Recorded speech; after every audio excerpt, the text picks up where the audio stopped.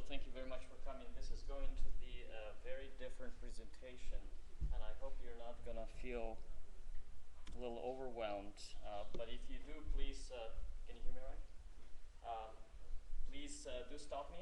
I have a lot of things I want to share, so I'll probably go pretty fast. But if you lose me at any point, please raise your hand. I'll try to. Yes. Make sure you stand in front of the camera, please.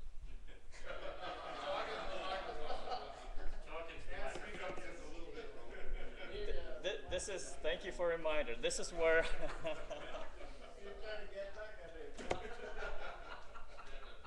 This is why John is there, manning the camera. So I'd like to talk to you about post-nation and stateless future, but more importantly about the new tech that enables it.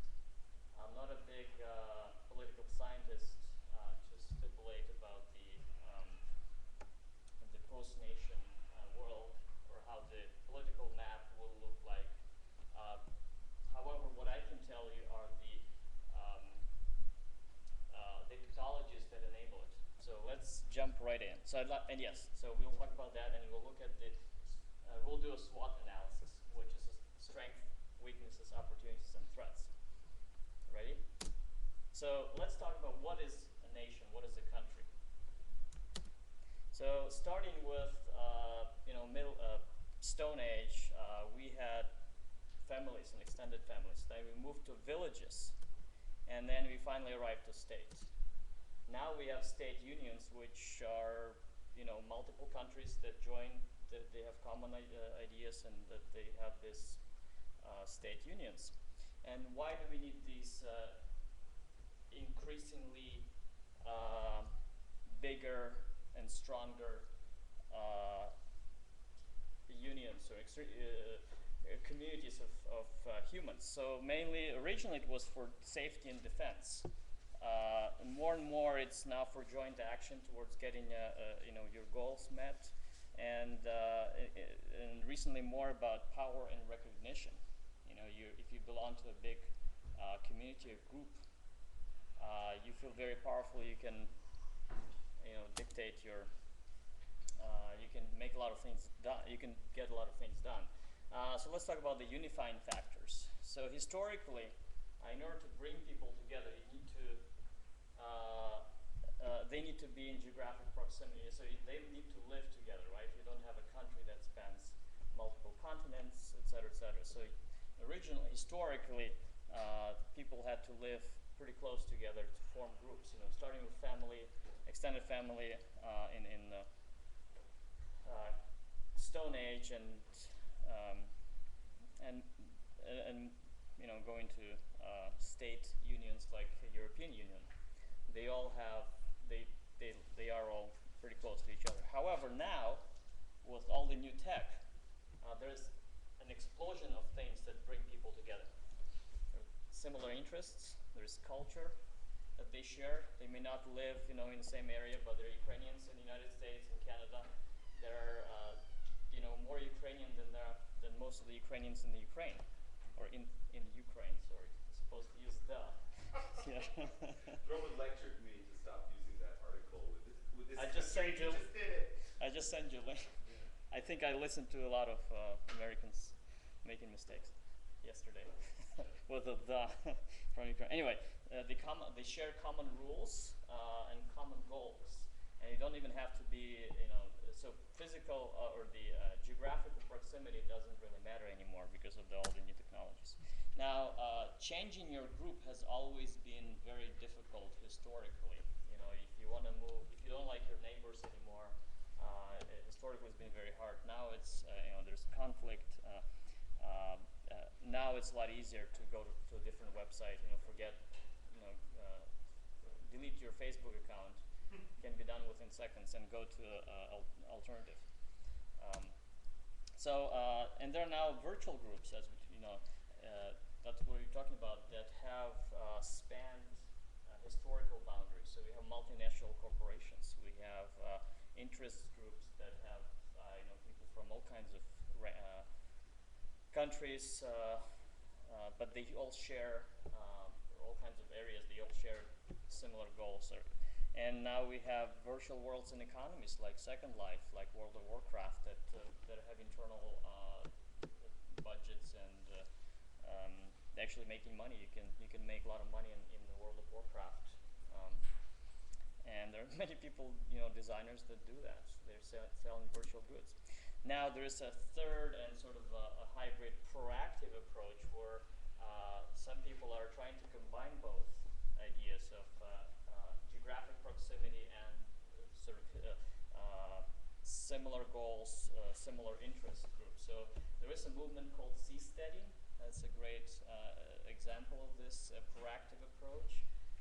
And the idea is that the same way you homestead a new territory, back in the Old West, you could basically homestead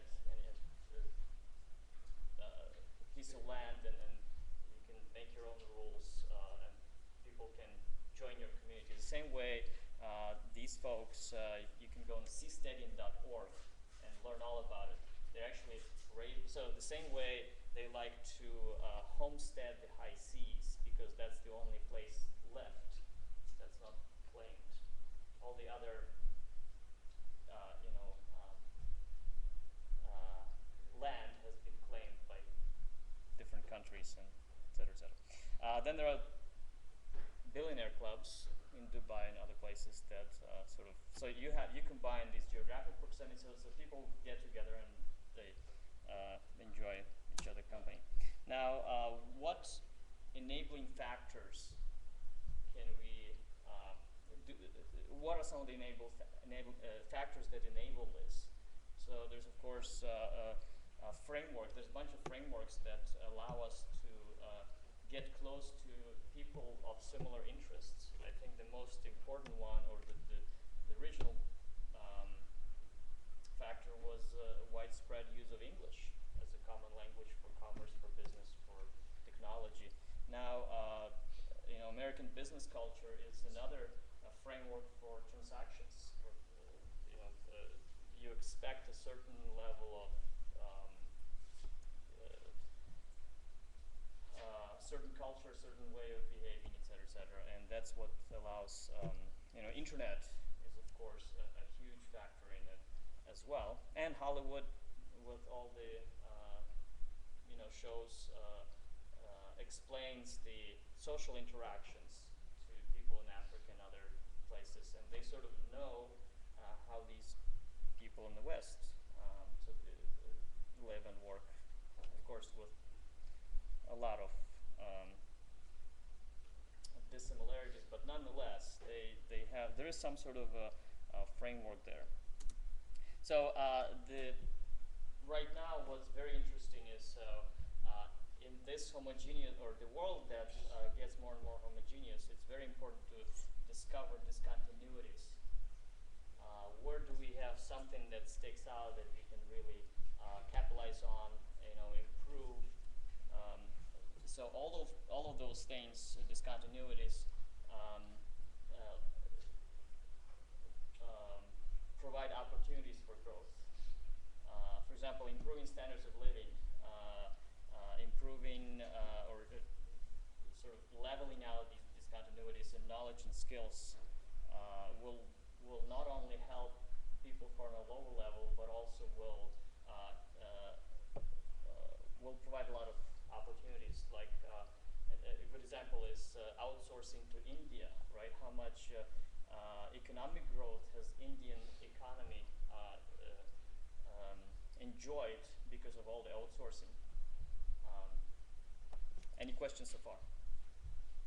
All right, let's go ahead. So, yes. I just want to emphasize that what you said about like in Hollywood. One of the interesting things is, and I think Vince and I talked about this once too, is that when you're traveling around the world, you have no idea of what impact Hollywood has, as Hollywood, on the consciousness and the cultures in the world. It's like even in the Middle East, and I've seen it in China, I've seen it in Korea, where like brides will go to their weddings in these white Cinderella kind of dresses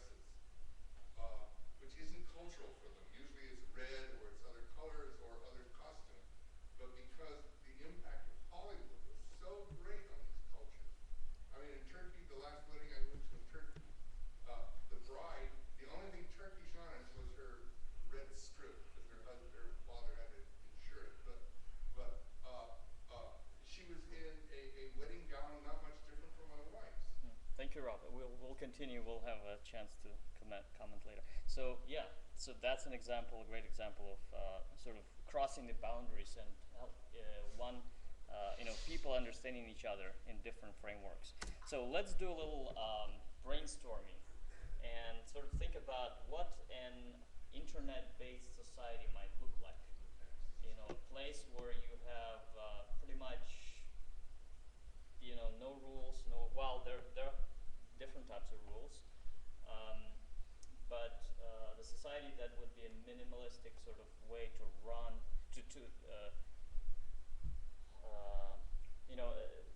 let's put it this way, a way to organize people that would be much more automated, simplified, cheaper to run, and more efficient. So, you can do a lot of things on the internet that are probably impossible in the real world, or very expensive in the real world. So, internet-based society can have no borders. There's common language. There is a common currency, which is Bitcoin, for example, or other cryptography currencies, which is a big. That's what everybody's raving about these days, and a lot of money. Silicon Valley venture capital is being invested in. You have distributed control and potentially even a possibility for direct democracy where you can vote with your phone.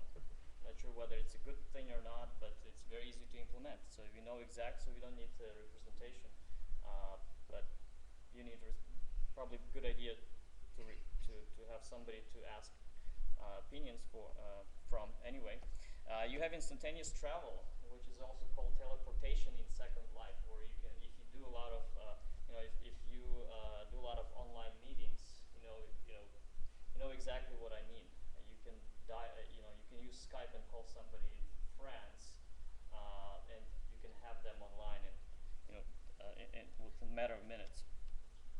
Decentralized power, distributed control, that all this becomes possible. Yes, so we already talked about democracy. So don't think that this is a sort of lawless society. There are simple rules. There's something called netiquette, internet or network etiquette. And that is basically, I think I had a post on Wise a couple months back about netiquette, and that boils down to your reputation. If you done something bad, everybody's going to know about it, and nobody's going to play with you anymore. So this is actually a lot more, and that reputation will trail behind. There's no way, it's very, very hard to get rid of it because it's all open and available. So people are actually a lot more careful with what they say, and maybe not historically, but now more and more. Yes? Just sort of, obviously people are going this direction. I mean, especially in the gaming realm, and as you commented, that virtual Second Life stuff. My kids, for example, I'm starting to wonder if they're going to actually live in the real world. And that's what real world. It's actually an issue. My kids are hooked to the internet. My wife and I are constantly trying to get them out to go play. But along those lines, sort of at a broader level, what as the internet takes more, continues to advance. More people work from home. They kind of what we talked about a little bit earlier. Right. What do you think? How percentages of life is it possible to live in the virtual world as opposed to going outside and doing your business? Because you still got to eat and those kind of things. But I mean, some people are quite extreme actually. That the classic comedic notion that the 40-year-old guy living in his mom's basement with his command center, and extending his tentacles across the world. How much is that a possible reality in the future for a large percentage of the population? So your thoughts on that? Internet is a tool, extremely powerful tool, and it's up to you, every individual to figure out the best way to use it. The same way with, going back to discovery of fire for mankind. You have, it's philosophically, it's no different. Atomic energy is no different. So you can abuse it, you can use it for your benefit. So you can use internet to make instantaneous sort of teleportation to, so you don't have to travel as much. It's amazing for there are businesses that thrive that wouldn't be possible without it.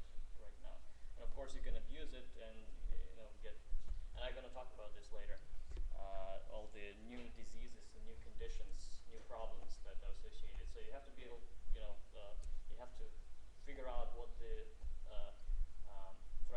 weaknesses are, what the threats are, and that's what the SWOT analysis at the end will show. So thank you. Yeah, so no monopoly, because it's very well, in most cases no monopoly. It's very difficult to instill monopoly in the internet.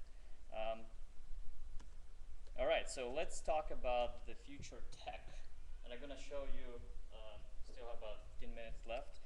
I'm going to show you a couple of videos, if I may, about the robotics, remote presence devices, virtual reality. This is what Mike Sullivan alluded to in F-35. There's actually a better, how do I put it, a cheaper technology that does pretty much the same thing. Wearable tech, Google Glass, and augmented reality. So let's take a look at some of these videos.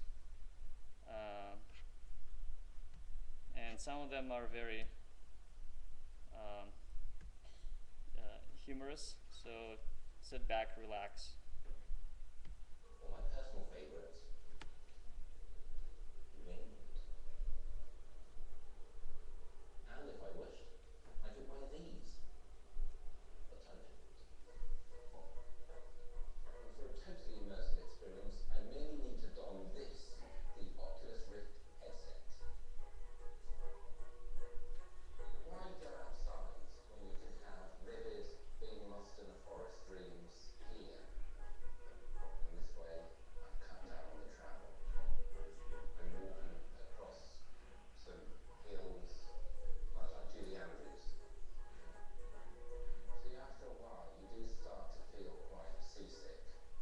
But I would rather feel seasick in my own house than at sea. At least I can lie down on a bed. Maybe gadgets could soften my reluctance to venture forth and help me take the best of the inside outside. To test this watertight theory, I'm going to undertake a high-tech camping trip with a famous person. I intend to show that So, a courtesy of a BBC show called Gadget Man. Very interesting show. So if you have a chance, don't miss it. Here is, so we just, what we just saw was a virtual reality at its best, probably for kind of general audience. And you can do a lot of things with it, and the quality will improve. This is Oculus Rift is what was a couple of technologies what was showcased, and you can buy it for $300 now. And it will keep improving, so there will be less and less of a difference between the real world and virtual world. All right, let's look about something called virtual presence device or remote presence device, and it's a humoristic sort of take on it by The Big Bang Theory, which is a very popular TV show.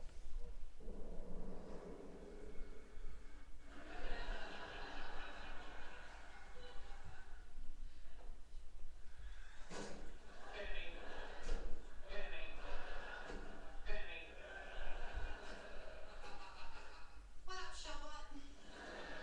I can't get out of bed. I hurt my ankle. What do you want me to do? Sing me Soft Kitty. Really? You want me to sing Soft Kitty to a computer monitor? Would you rather come over and sing it to me in person? Soft kitty, warm kitty, little ball of fur. All right, so this is actually a remote presence device from a robotics company in Menlo Park out of Silicon Valley. And it's about $3,000, I think, right now, and there are a lot of people using it. There was a famous example of a programmer out of Toronto, I think, using it to telecommute to his work because he moved to Victoria, in British Columbia. But he was so good, they wanted to keep him, so they got him this device, and he's been using it for about 4 years now. And there's actually great videos you can search on YouTube about his typical workday, where he logs in and then drives around the office and participates in it. So, and what's interesting is that he talks about this difference between once you start talking about business or programming or whatever the matter is, there's not much of a difference for the people whether it's a real person standing there or some sort of model of the person. So they said we quickly passed that barrier, and I feel like I'm there. So anyway, another next video is about augmented reality. Both of this, everything what you've seen so far is real life, including this. This is not sci-fi.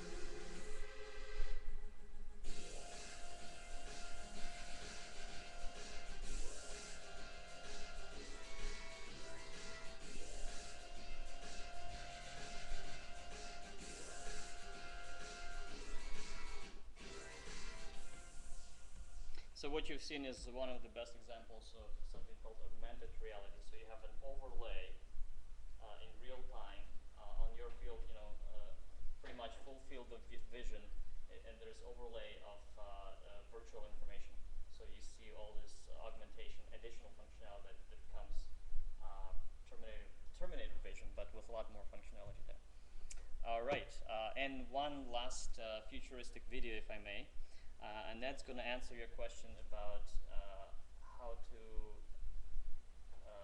fix obesity with virtual reality. So let's watch a few minutes of that. So this is the only video that's not real yet. It's a modeling, but we'll get there.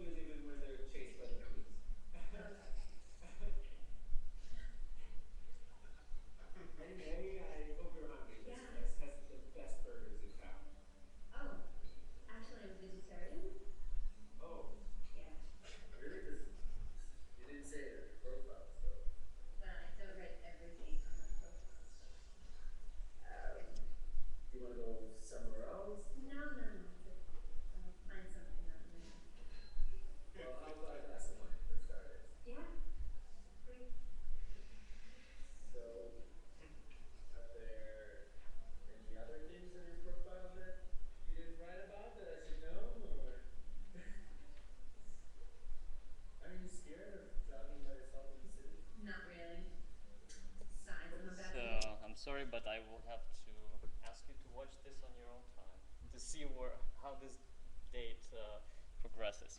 So yeah, so this is the only technology that's not real so far, but Google has invested tremendously. There's been a lot of research out of University of Washington.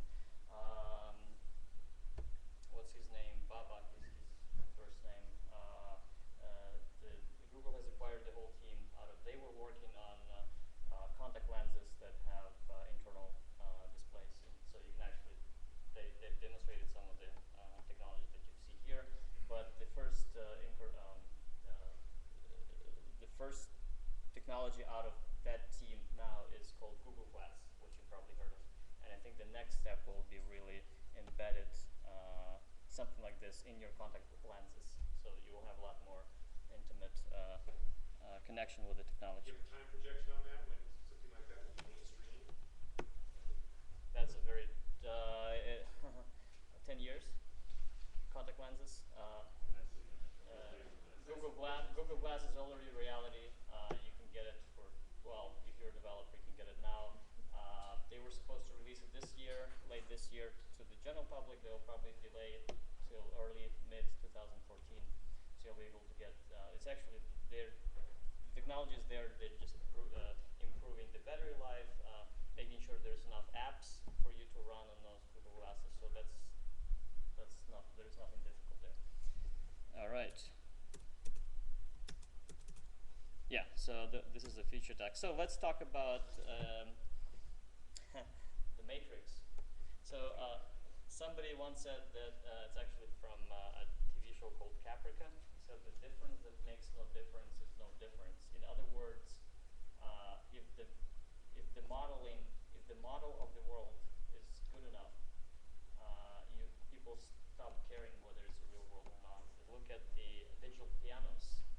Some of the pianos from Kauai, for example, the simulation of the key action, the weighted keys is actually better than the real, in my opinion, than the real grand piano.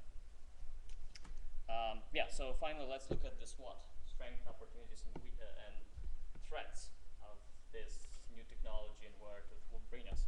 So the strength would be, and these are just kind of off the wall, my first idea. So equal access, or similar to equal access, which is everybody can get as much education or technology or education or skills through the internet, usually for free. You know, there are plenty of courses online that are of better, the same, equal or the same quality as what they teach at Stanford, being available for free, being made available for free through the internet, and kids in Africa are enjoying the same education, or the same lectures at least, that with the best Stanford students. More opportunities, the more technology you have, the more opportunities you will eventually be able to have access to, create new ventures. You have less limitations. You know, if there is some kind of limitation, you can work around it or talk to other people who have the same problems and come up with solutions, which goes to cooperation. You know, you can cooperate with people across different cultures, languages, not to mention countries. Weaknesses, what are some of the problems that you'll have with this new technology? So, of course, privacy is on everyone's mind. We'll just have to get used to it. You know, don't post anything on your Facebook that you will regret. Tell it to your kids. You know, this is like open book.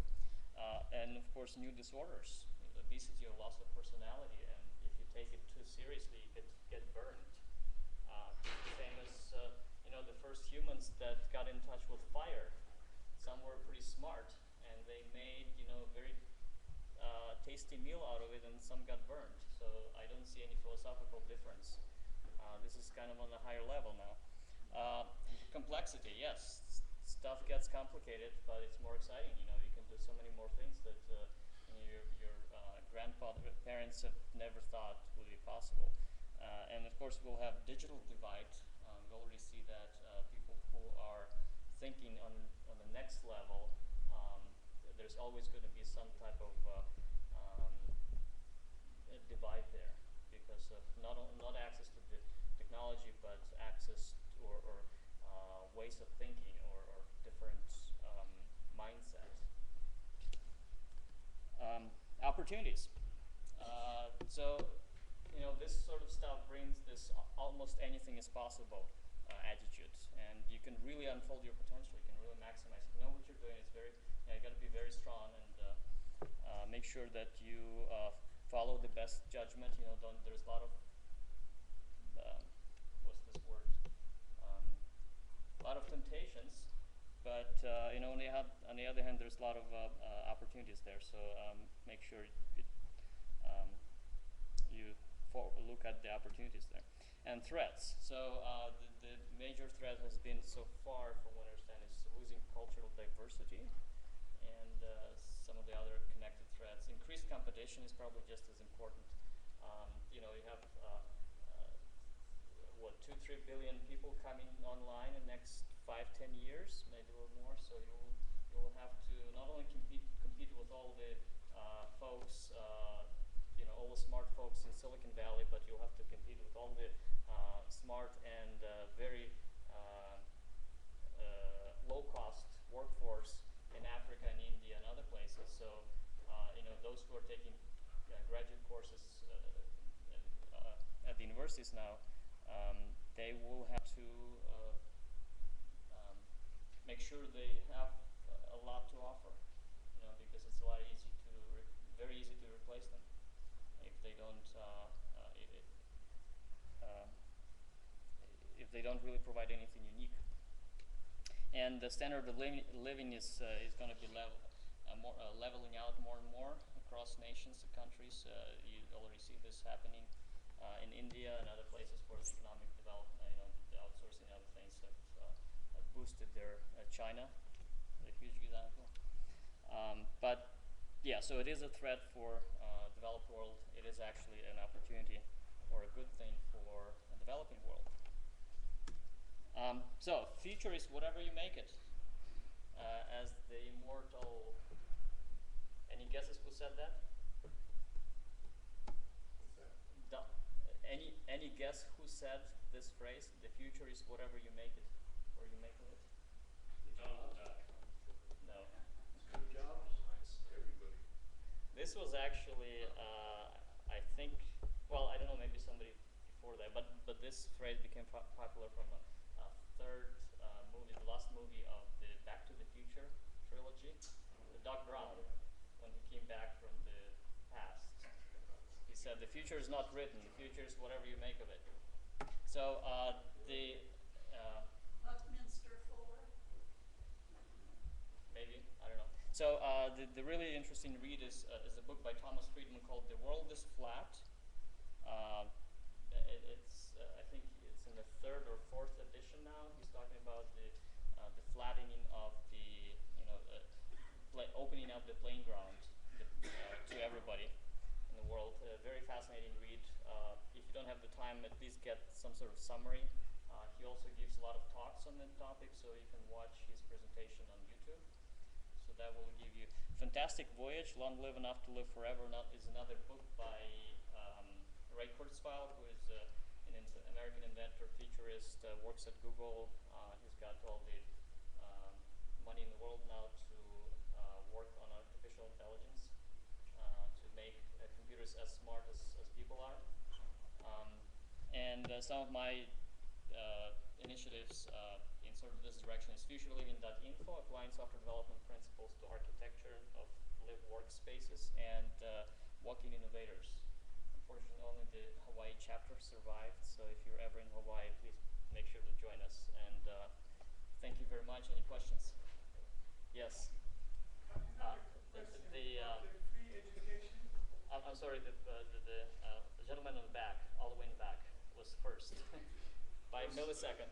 The Treaty of Westphalia was so important to the rise of the nation state, and the U.S. maybe were unique in our political creed, life, liberty, and the pursuit of happiness. And what's interesting about our political creed, I think a lot of countries don't have political creeds, but it's something very emotional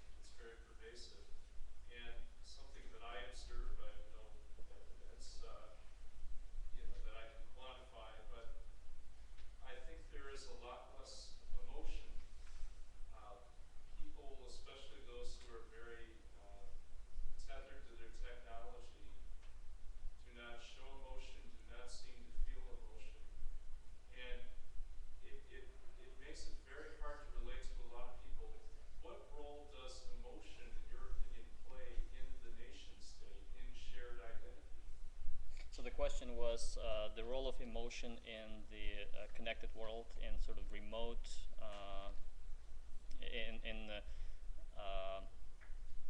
type of situations where you don't have to meet in person. Well, first of all, I don't think there is no emotion. Maybe the emotion is channeled through other, or emotion kind of goes through other channels. You've heard of emoticons, right? Unless you're making a video call or something, there is no way for somebody to see your face. So people adapt other forms of communication. So maybe that's part of the reason why they sort of lose that capability somewhat to express emotion through face, through facial expression. But I think it's just an adaptation that you tend to express that better through voice. I found myself that I could express, especially with a lot of by spending a lot of time on Skype talking to our developers in Eastern Europe, in China, and India, was able to use voice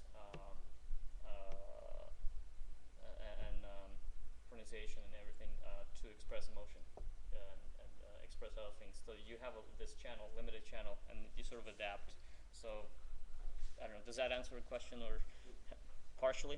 Well, I guess what it is what role does emotion play in the nation state? Is it really some shared emotion that binds people together? Is that really what makes it work? I don't know. Well, there are a lot of other things that bring people together that are alluded to. A common interest, I would say, is more important. Common goals, emotions. I don't know how can common emotions be effective in putting together a country or founding a country. Yes, Yeah, look, Rob. My thing is along the line with what he was saying. To me, the nation state came together not so much, or even tribe, clan, family, came together primarily also for distribution of labor. But there is, as he's pointing out, an emotional attachment to it, a very strong one. I did not go out and do naughty things and express anger in a very socially unacceptable way just for AT&T. I didn't own any stock. These people had anger management issues with me, and we solved them. But the fact is that countries like Germany, for example, we came together first of all as towns and villages first, mainly so we could have schools and roads and electricity and all the things that go with it. Again, another division of labor. But what is for example, a German? In Germany, to be a German, you really have to be a German by blood.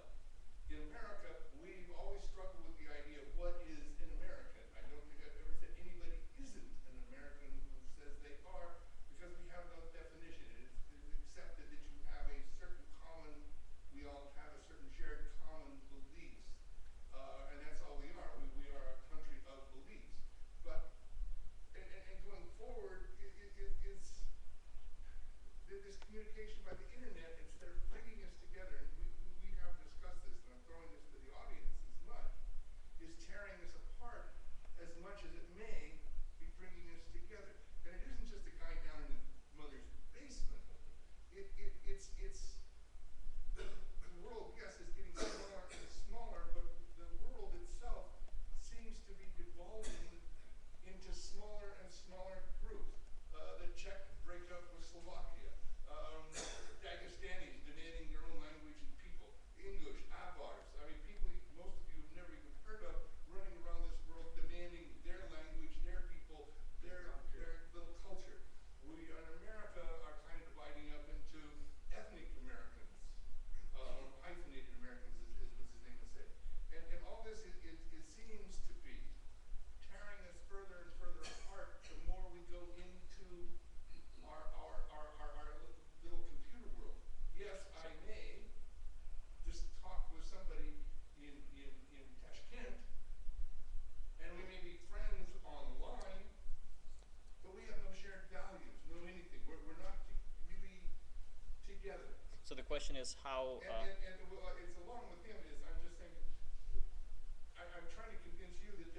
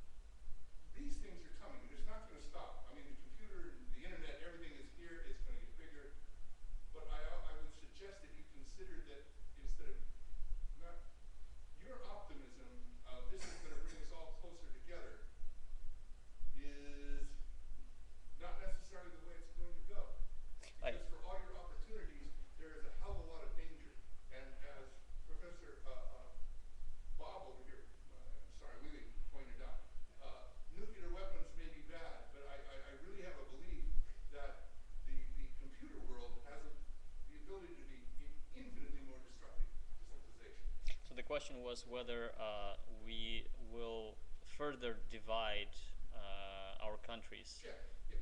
because of new technologies, and potentially politically, probably you will have, as you get more freedoms and more flexibility through new technologies, people will voice their dissatisfaction more openly, and they will probably get their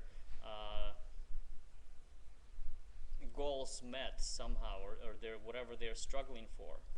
That's why maybe they were oppressed before, and look at Arab Spring and other, that's been facilitated by by Twitter, by Facebook, by new technologies for large part. Maybe that wasn't possible. So what I'm saying is the dissatisfaction, the problems have always been there. They've just been little.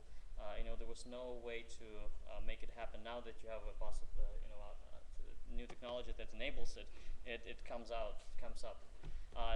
And one last question: you said you don't see yourself getting angry at AT&T, but you see getting angry at different countries. No, what I'm saying is that certain people with certain political persuasion says I was a tool of the capitalist AT&T and things. Yeah. Okay, So I wasn't there for that. you just have to see. You just have to talk to some of the Microsoft haters or Apple haters. There's stuff like that is going on a very high level already. And I think Vince had a question. Very tiny level, I've noticed how even in WISE, the people who do not get along on WISE do when we all meet in person. Yeah, absolutely. Have more channels. That's the emotional thing, I think, because we actually do see this emotional attachment. Yes. Vince, did you have a question? No. Okay. Yes. We're going to have to really come 45 close, minutes. and I know John had a question. John and Gabe. Yes. I'm sorry, John. I want to say that, free education, Stanford, MIT is offering over 500 or 600 Courses. Yes. for free. And if you want to get a master's in, from MIT engineering or whatever, you pay $6,000 or $7,000 if you pass the exam, they give you a degree. I'm taking right now a course from Stanford in cryptography, advanced cryptography. We are teaching not basic calculus. And next week is going to be my last week. I'm not going to take the exam, but internet is doing a lot of nice things. In 1999,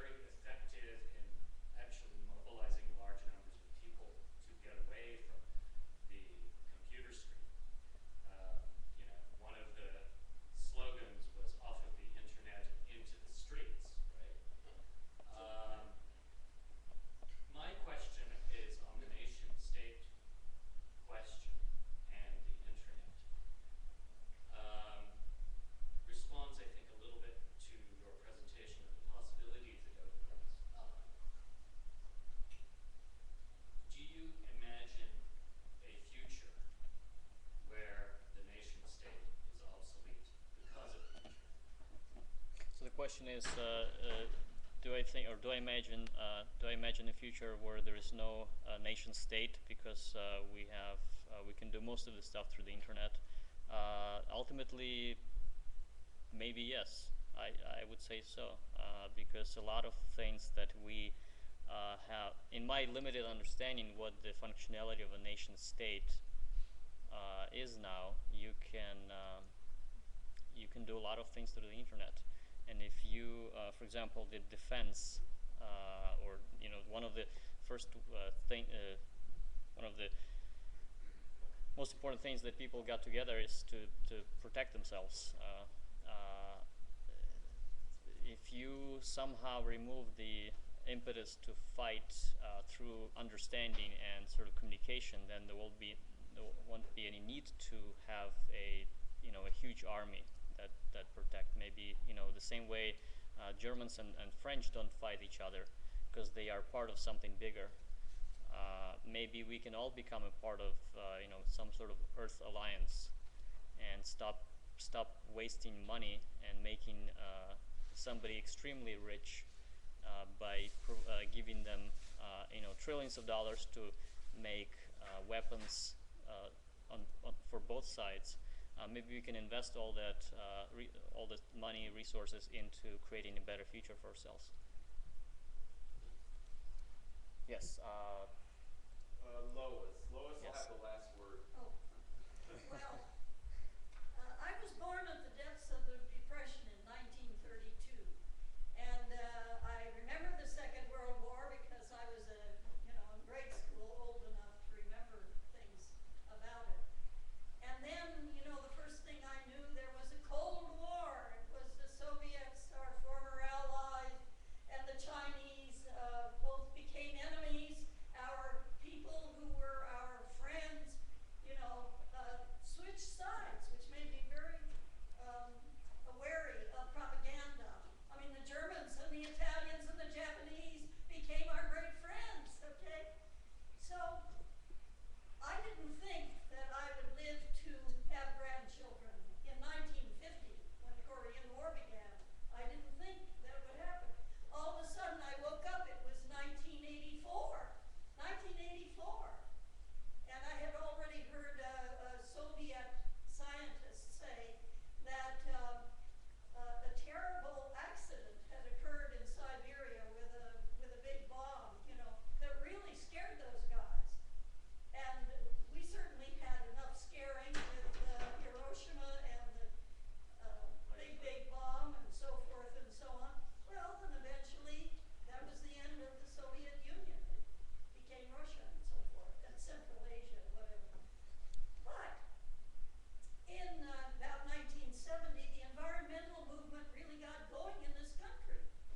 And people were pointing out that the resources are limited. The world population has tripled in my own lifetime, from 2 billion people to over 7 billion people. And all of these people want resources. They need copper, they need steel, they need all these things. People are stealing wires out of vacant houses to get copper to sell for money. All this kind of strange thing. Plus we've got a whole fracking business, which is a very, very big business down in Athens. Big argument, about fracking. And without these sources of energy, how can we have the electricity to do all this virtual world? We can't. I mean, these lights. Why do you look at me when you talk about fracking? Well, you know why. So, Lois. But anyway, I'm just saying Lois, that. look at me. My sister's a fracker, actually. Yeah, I know. That's what the fight is about down in Athens County. I'm People not, are I don't getting frack. signed up, and they say other people are saying they're bringing in water, that can't be purified. Is there a question? Is there a question? What do you answer to my objection? I mean, I began with these bad things that happened. so to I my have child, I was and able. now I'm thinking about bad things that are going to happen to my grandchildren. So I think we are scared. So I found two ways I found two questions that I think I have pretty interesting answers to. But overall, we are historically and evolutionary probably are more scared of the future than we should be. And yes, bienvenido, just a minute. And that's a very human, very common response to be scared of the unknown. But what we've seen throughout the years, our Americans at least were very scared of the Soviet Union. Did you have to stress out so much? Did you have to, waste so much money, etc.? It all came to the end. So we see that the future is actually getting better, better, better. And another point that you mentioned that there will be lack of energy to do all the electronic stuff. Earth is getting 10,000 times more energy than we can use. From the sun, yeah. Oh, okay.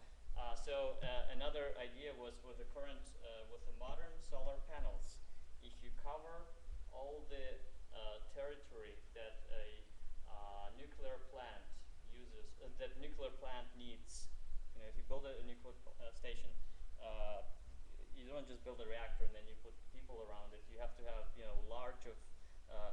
huge buffer zones that nobody around. So if you cover all that area with solar panels, they would produce more power than the nuclear plant, than the nuclear power plant. Now from Siberia. So How would we get there? space solar is a big technology there. You can look it up. And final comment to your point about us running out of resources. Let me just leave you with this last idea.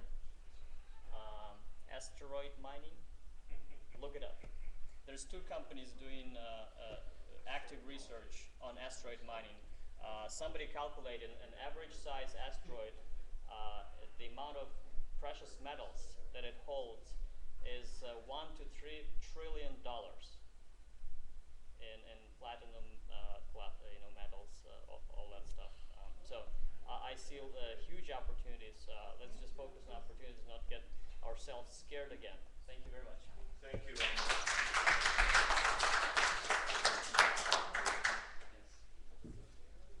As for our roundtable discussion,